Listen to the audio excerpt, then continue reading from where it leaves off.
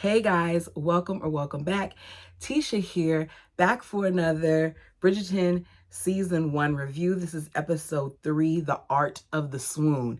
Bear with me because I'm going to be giving a little bit more of the narration in certain parts, just because there are people, based on what I read in the comment section, who have not seen this, and I want them to kind of understand some of the scenes that I'm talking about a little bit more, because this isn't my normal like breakdown by breakdown. This is really a recap of what we see. So the episode begins with a somewhat intimate dance scene between Daphne and Simon. Now, in the beginning of the dance scene, there are a lot of people on the floor, but slowly, as the gloves are being taken off and arms are being caressed, we see the people disappear, and it is just the two of them. Then they lean in for a kiss, and just as they're about to kiss, Daphne gasps, she wakes up, and we realize that this is just a dream. Daphne is here dreaming about Simon. We then hear Lady Whistledown as she narrates. Dearest gentle reader, it is often said that those who marry in haste must repent in leisure, a sentiment that is clearly shown by Mrs. Daphne Bridgerton, who has apparently rejected not one, not two, but 3 proposals already this week. So our girl Daphne at this point is a hot commodity. The plan is working. We continue to hear Lady Whistledown basically tell us that she feels that these rejections are occurring because Daphne is still waiting for the one and only person worth waiting for, which at this point is the Duke. We see them doing various things together. We even catch her watching Simon lick a spoon as they're out. Daphne has it bad. The allure of Simon is really pulling her in. She and Simon are glad that their plan is working, but she still hasn't found the one yet, or has she? You see Marina, who is back in the Featherington house with Penelope, trying to encourage her as she waits for a response from the soldier that she was seeing before he got shipped off, you know, the one that's fathered her child. Don't forget that she wrote him a letter to let him know about her pregnancy. Penelope tells her as they keep seeing mail arrive, don't worry, doesn't mean anything. It's possible that he's writing you now, or maybe that he's even on his way to come back and see you. It's then one of the many things that we see in this episode, ball time. It's yet another ball. Simon arrives to dance and to talk to Daphne. We see Daphne dance with several men. But there is something wrong with every single man that she's dancing with. Either they aren't good at basic conversation, or they're bragging too much about their wealth, or they're too attached to their family in an unhealthy manner. It is a mess. She ends up walking over to Simon to speak to him as someone new enters the room. Apparently, there is a new man in town who receives just as much, if not more, attention than the Duke. The Queen is being escorted by this man, and this man, we're told, is Prince Frederick of Persia. Daphne is introduced, and she chuckles, thinking about something that Simon had previously said while she snorts. Just so shows how comfortable she had gotten with being in his presence. He jokes her about it. That's basically the gist of that. We then see later on in the episode, Madame Delacroix, and she receives an unexpected visit from Sienna. Sienna, if you all remember, is the young lady that Anthony likes, the one that is the opera singer. She's there because she needs somewhere to stay, because despite how talented she is in this time period, she is not making enough money to sustain a place on her own. She counts on the help of gentlemen to get her by, and we know that Anthony is the gentleman that she was previously with who has cut her off. So now she says that she's back on the hunt for a new person to support her. Her plan is to go to the gentleman's lounge and get the attention of one of them. We then later see the gentleman at the lounge. She comes in. I don't know if they call it a lounge or a billiard room, but she's there. She comes in, tries to get the Duke's attention by asking him to come see her at the opera. Now, at the time, we don't know what his answer is, but later on, he told her yes. Back at Bridgerton House, once again, Daphne cannot sleep. So she decides to go downstairs to get herself some milk. And in the process, she runs into Anthony, which we know is the eldest brother. She asks him to join her for some warm milk. You see them go into the kitchen to warm up this milk, and they do not even know how to operate the stove. So they are so privileged that they have not had to turn on a stove a day in their life because the staff does everything for them. So he's like, do you want me to wake a member of staff up? And she's like, no, it's okay. We'll just have cold milk, which means even though they're privileged, they aren't abusing their staff, because somebody else would have probably woken them up, but they're not like that. And that's not what they're going to do. As they sit down and drink, Daphne ends up asking Anthony why Simon doesn't want to get married. Interesting how so many others are aware of Simon's history, yet Daphne isn't, which makes me wonder if Daphne is that sheltered or if it's just something that the ladies never discussed, because you hear a lot of the men saying it. No, at one point, Lady Bridgerton said it too when she was talking to Lady Danbury. So it makes me wonder why Daphne was unaware of this.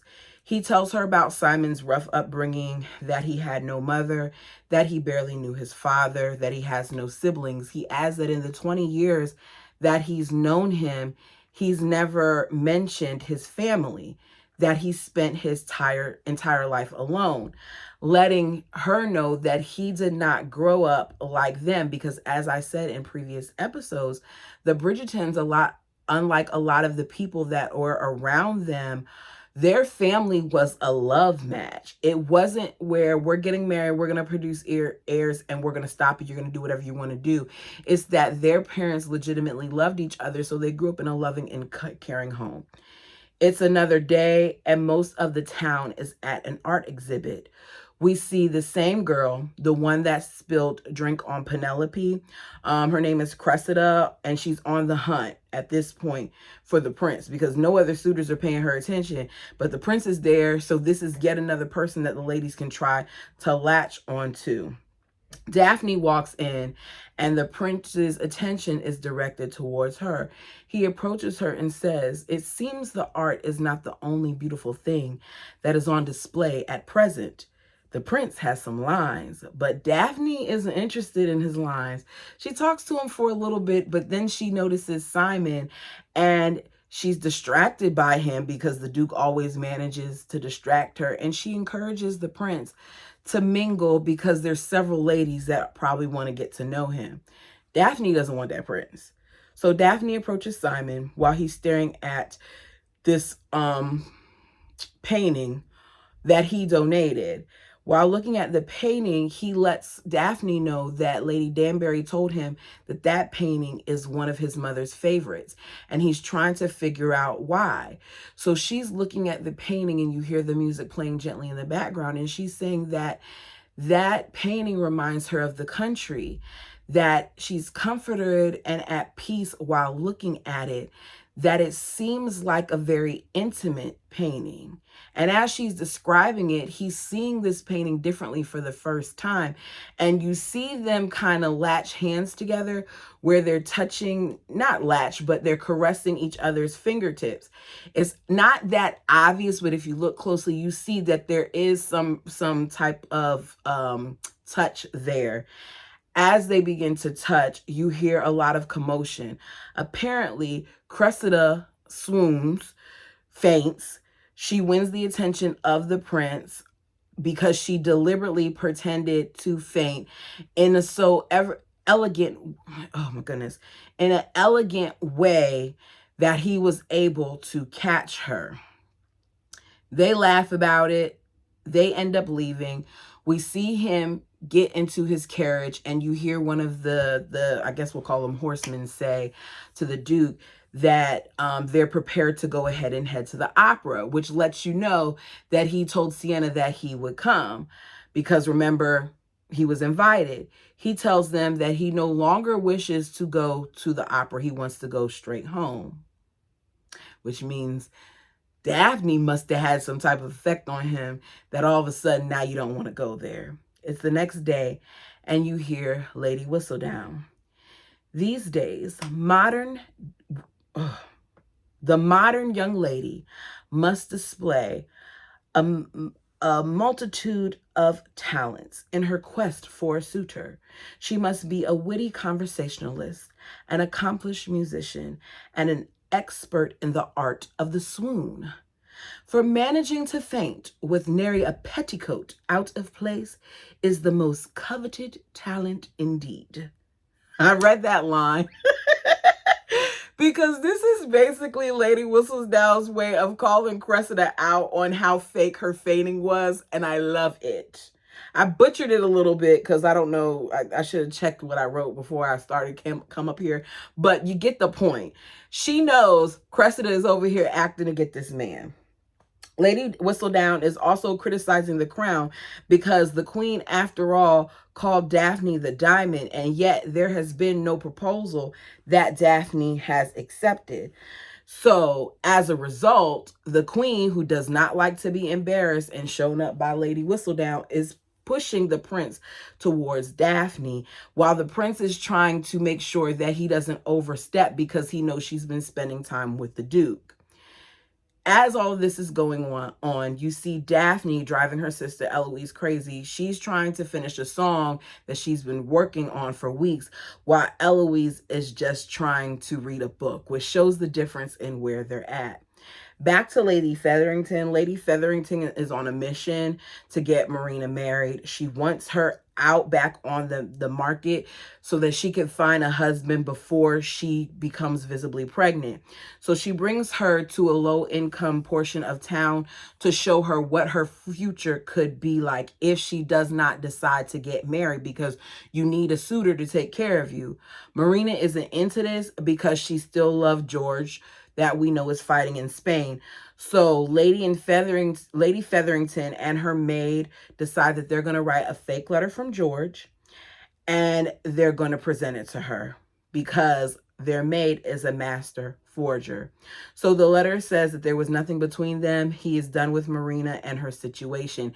And this letter is given to her. Like they do a big ruse where they have it act like it came through the mail and all those other things by a carrier. And Penelope sees it, grabs it, gives it to her. And you begin to hear Marina wail. As she's crying and wailing, Lady Featherington is saying, well, seems our efforts weren't in vain. And we see a flashback of what they did.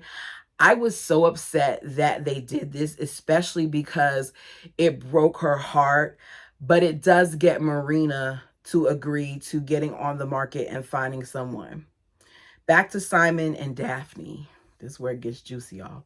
Simon and Daphne take a stroll and she asks what marriage really means because it has to be more than just friendship. She says there must be something physical and intangible about it. And he says there's both. And she's perplexed by the fact that there's both. She's confused because mothers don't talk to their daughters about these things. Simon realizes then that Daphne doesn't understand sex. He then has a lot to say. Bear with me because I'm going to try to read it without butchering it. He says, what happens between a husband and a wife? Well, it's a natural continuation of what happens at night. Daphne says, at night? What happens at night? He continues, when you are alone. She says, when I'm sleeping? He says, not when you're sleeping. Daphne is confused. He says, when you touch yourself. You do touch yourself. When you're alone, you can touch yourself. Anywhere that gives you pleasure, especially between your legs. I said, Simon. Simon, you are talking to this lady like this. Now, she says it's okay for him to talk to him like that because she gave him permission and they're friends, but normally this is not how a gentleman will talk to a woman. He continues. And when you find a feeling you particularly enjoy, you can carry on with that until the feeling grows and eventually you reach a pinnacle, a release, and that should help you. She's standing there like, and he says, come. I said, of all words, you going to tell her to come? Shonda, did you write that or was that in the book? Simon has left Daphne so intrigued that she cannot get home fast enough to figure this out. Meanwhile, you see him get into the carriage with Lady Danbury, who tells him, if you desire to marry her, then do so.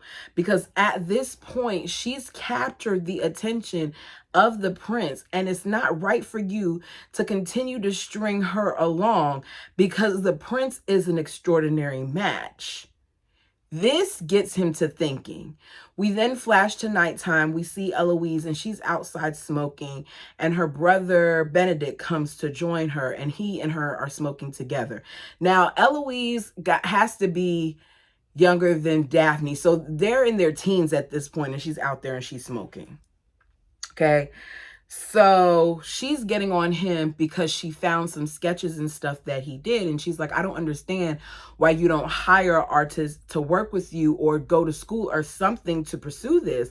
And she's upset because he's hiding his talent where she and people like Lady Whistledown as women have to hide theirs. They have to suppress their gifts because they are women and they're not supposed to do the things that they desire to do.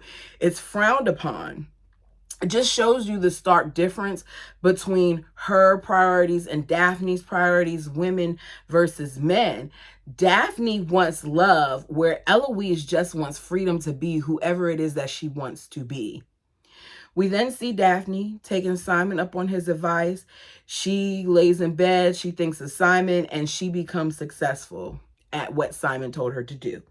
It's the next day, and even though beforehand it was taking her weeks to finish that song, she is now finished that song. She has a new lease on life. So after she finishes her song, she gets ready. She meets Simon outside of a shop, like how they would on any other day, because they are now friends. He says to her that their arrangement is over, that he shouldn't corrupt her any further, and he's leaving town. He says some other things too, but he's really mean and matter of fact and cold in the way that he delivers this to her, and the point where I was like, okay, he's a jerk. I'm not rooting for them. If you're going to be a jerk, I'm not going to root for you, because there was a way that you could have handled it differently. And I felt that way until they left one another. He runs home and you see him telling his staff to speed up everything because he wishes to leave now, like he's ready to go, which means if you're in such a rush to leave and you weren't before, that part of that reason is because you're running from something, which also shows me that he didn't really want to end things with her. She then runs into her home, running up the steps. Staff is worried about her. She runs into her room and she's crying because she's hurt. We see Anthony back at the opera house. He's looking at Sienna, who we know tried to seduce Simon, and Anthony lets her know that he knows. She lets him know that you don't have to worry about me messing with the Duke, your friend, because he hasn't called on me. Anthony tells her he misses her, he wants to get back with her, and he swears that it's not just because she hit on his best friend who has a higher rank and title, but it's because he wants her. Me personally, if I was in that situation and you hit on my friend, I wouldn't want anything to do with you. But apparently this isn't an issue for him. She tells him she's tired of his broken promises and he should go. So he leaves. Well, she really closes the door in his face. We then see it's another day at the Modiste, Madame Delacroix. Cressida's mom is happy that Daphne is so taken by the Duke. She even is bold enough to walk up to Daphne's mom, Lady Bridgerton, and tell her this. She lets her know that I'm so glad that, she's so taken with him, because if it weren't for her, then my Cressida would not be, being pursued by the prince. Daphne isn't being pursued by anybody at this point. They don't necessarily know that, but she does. And Daphne hears this. And this gives Daphne the boost that she needs. She comes home and tells her maid to get the white dress because she's going to go to the ball. We then see the ball, and Simon lets Lady Danbury know that it's time for him to go. And she looks at him and she says, "You're a fool." Because she sees that this is a love match, just like Lady Bridgerton does, because she is still surprised at everything that's going on as well. Daphne ends up getting super dolled up for the ball. She arrives late and she makes a very dramatic entrance.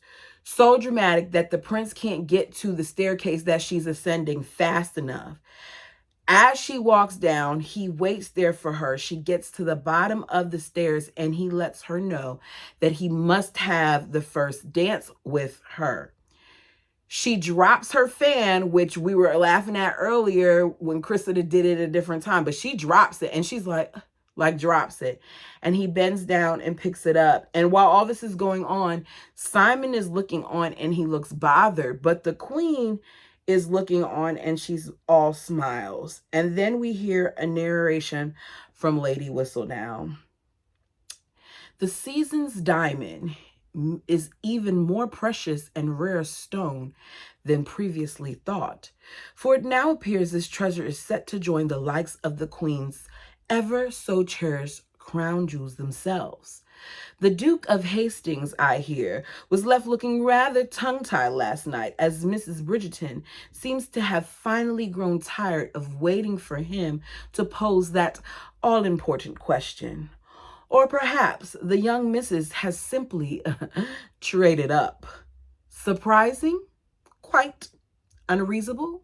Of course not. After all, why settle for a duke when you can have a prince?" And that is the end. Lady Whistledown came in hot this episode.